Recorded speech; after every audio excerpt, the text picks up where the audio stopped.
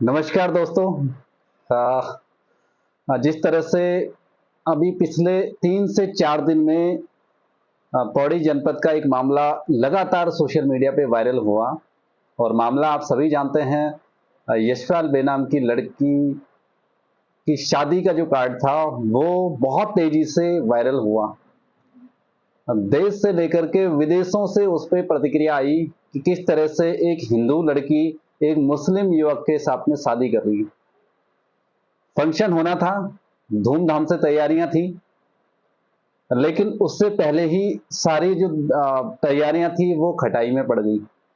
अब ये खटाई में पड़ी या यशपाल बेनाम का जो प्लान था वो कामयाब हुआ, इस पे आप लोगों को बहुत गौर से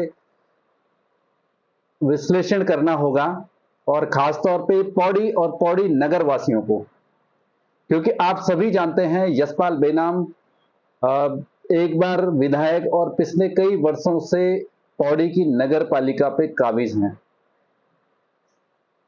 नगर पालिकाओं के चुनाव भी अब अक्टूबर से नवंबर में होने हैं, तो इस चुनाव से भी ये जो शादी थी उसको जोड़ करके देखा जा रहा है।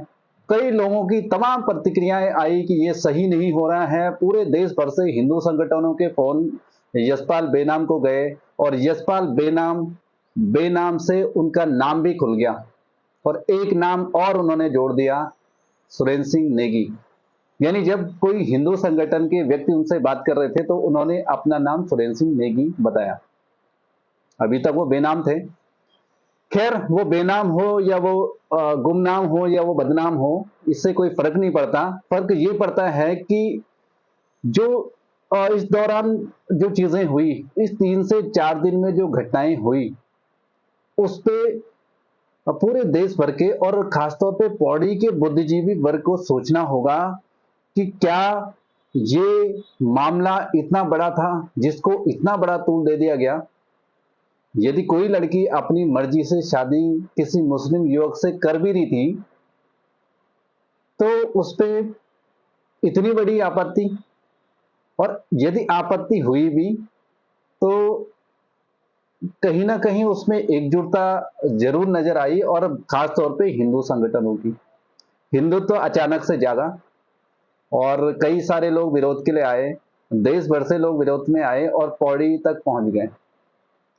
यशपाल बेनाम ने भी एक पॉलिटिकल स्टंट खेला और उन्होंने हिंदुत्व की भावनाओं का ख्याल रखते हुए शादी को कैंसिल करने का निर्णय ले लिया। अब बात आती है कि एक तरफ उन्होंने हिंदुत्व का भी सम्मान किया और एक तरफ उन्होंने मुस्लिम समुदाय का भी सम्मान किया, और इससे बड़ा सम्मान नहीं हो सकता कि उन्होंने अपनी बेटी के रिश्ते को सहर्ष स्वीकार कर दिया किसी मुस्लिम युवक के साथ में। अगर आप इसको राजनीतिक दृष्टिकोण से देखें तो यशपाल बेनाम ने सीधा सीधा हिंदू संगठनों को भी साथ दिया और कहीं ना कहीं मुस्लिम समुदाय का दिल जीतने में भी वो कामयाब रहे। लड़की के निजी फैसले पे हम लोग कुछ नहीं बोलना चाहेंगे, क्योंकि हर किसी का अपना निजी फैसला होता है। उसको किसके साथ में जिंदगी गुजारनी है, किसके साथ में उसे आगे का जीवन निर्वहन करना है, ये उसकी इच्छाओं पर डिपेंड करता है। हम लोग निजता पे कहीं नहीं जाएंगे, लेकिन इसको जिस तरह से एक रूप दे दिया गया, और ये भी हमें समझना होगा कि क्या कहीं ये यशपाल बेनाम का राजनीतिक प्रोपेगेंडा तो नहीं था। आप समझते हैं, आप समझ सकते हैं कि यशपाल बेनाम कई समय से अपने नगर निगम में किए गए भ्रष्टाचारों के लिए चर्चित हैं और तत्कालीन बीजेपी सरकार ने भी उनकी वित्तीय पावर को सीज कर दिया था और तमाम कई मामले हैं उनके खिलाफ, लेकिन कभी किसी ने आवाज नहीं उठाई। इसके बारे में अगर आपको बहुत ज्यादा जानकारी अगर लेनी है तो एकमात्र मीडिया चैनल था, एकमात्र व्यक्ति ऐसे थे आशुतोष नेगी, जिन्होंने लगातार उस भ्रष्टाचार को बताने का प्रयास किया। बीच बीच में एक और पत्रकार थे जो हैं अभी प्रमोद खनोड़ी जी, उन्होंने भी लगातार समझाने का प्रयास किया, लेकिन कोई हिंदू संगठन नहीं जागा। और यहां तक कि बीजेपी ने जिस व्यक्ति के वित्तीय पावर को सीज किया था, उसी व्यक्ति को दोबारा से अपनी पार्टी में लेकर के नगर पालिका का टिकट उसे दे दिया।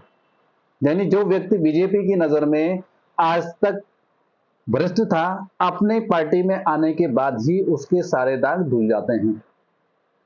तब कोई हिंदू संगठन नहीं जागा, तब कोई हिंदू एकता आगे नहीं आई।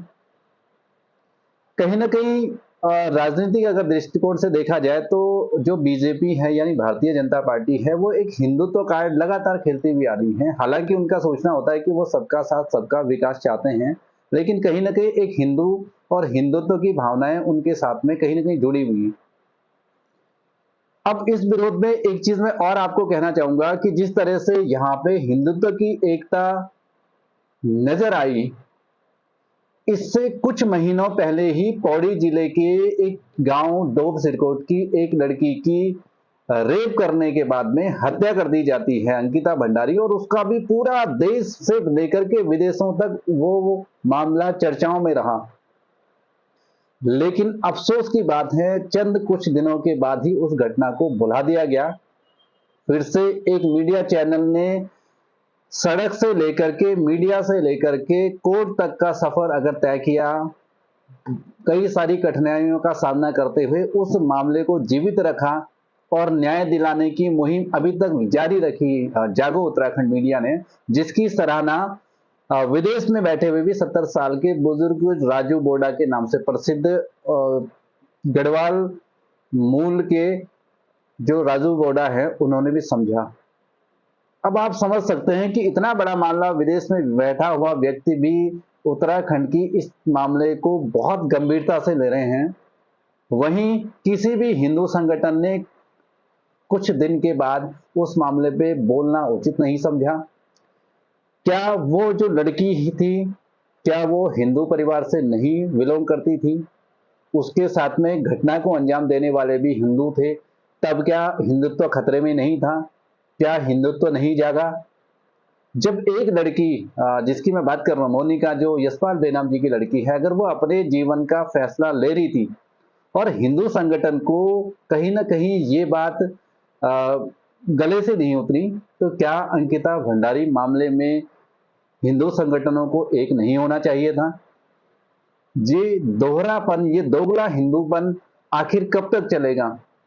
क्यों डेवलपमेंट को, क्यों विकास को मुद्दा नहीं बनाया जाता? हिंदू मुस्लिम को ही हमेशा मुद्दा बनाया जाता है।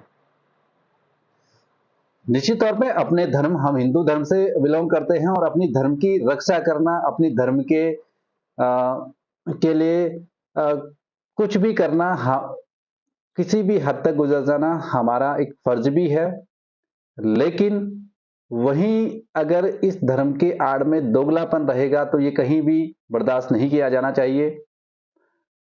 आज जिस तरह से इस शादी को रुकवाने के लिए तमाम ऑडियो वायरल हुए, वीडियोस वायरल हुए, वो कार्ड इतनी जगह वायरल हो गया, तो कहीं ना कहीं कुछ और जो भ्रष्टाचार, जो अनाचार उत्तराखंड में या पूरे देश भर में हो रहे हैं, उसके खिलाफ भी आवाज उठाई ही जानी चाहिए। क्योंकि कहीं ना कहीं अगर बात की जाए अंकिता भंडारी प्रकरण की, तो वहां पे मर्डर करने वाले भी हिंदू ही थे और वो लड़की भी हिंदू परिवार से ही बिलोंग करती थी।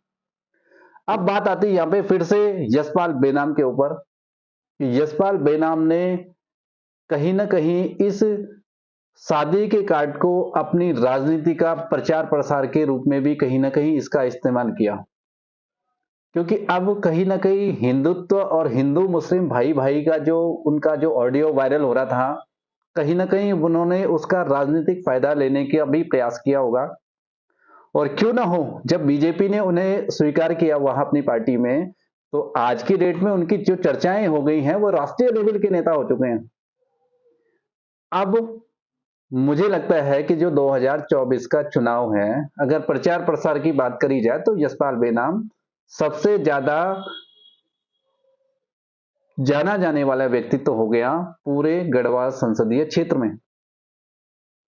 बीजेपी है, जैसे उन्होंने उनके उस भ्रष्टाचार के उसको दबाते हुए अपनी पार्टी में लेते हुए उनको टिकट दिया और मोदी के नाम पे, मोदी मैजिक के नाम पे फिर से उनको नगर पालिका पौड़ी की सत्ता मिल गई। कहीं ऐसा ना हो कि बीजेपी फिर से उनको सांसद का टिकट दे और वो उत्तराखंड के जनपद गढ़वाल सीट से सांसद बन जाए, या जिस तरह से उनके दावे थे कि मैं चौथी बार भी बनूंगा, 3 बार मैं जीता हूं, चौथी बार भी मैं बनूंगा। तो अब जनता को तय करना है या उन हिंदू संगठनों को तय करना है कि इस बार के निकाय चुनाव में या संसदीय चुनाव में विकास के मुद्दे को वोट देना है, या हिंदू मुस्लिम के मुद्दे को वोट देना है, या कुछ और मुद्दे पे वोट देना है। ये उन हिंदू संगठनों को तय करना है। और मेरा निवेदन है उन हिंदू संगठनों से कि जब जब भी देश भर में किसी के साथ भी कोई अनाचार होता है, दुराचार होता है, भ्रष्टाचार होता है, उस पे भी आपको ऐसी ही हिंदू एकता दिखानी होगी। अगर आप चाहते हैं कि ये देश विकास करे, ये देश विकसित राष्ट्रों की श्रेणी में आए, ये प्रदेश विकास करे, तो आपको वहां भी अपने हिंदुत्व की एकता दिखानी होगी। चंद मामलों में हिंदुत्व की एकता दिखाने का जो ये प्रयास है, ये नहीं होना चाहिए। हर अत्याचार, हर दुराचार पे एकता का परिचय दिया जाना चाहिए। काफी लोग कह रहे थे कि आपने इस मामले में अपना कोई वीडियो जारी नहीं किया, तो आज इतना ही। आप लोगों का जो आप अपने कमेंट्स के माध्यम से अपनी प्रतिक्रिया जरूर बताएं इस विश्लेषण पे।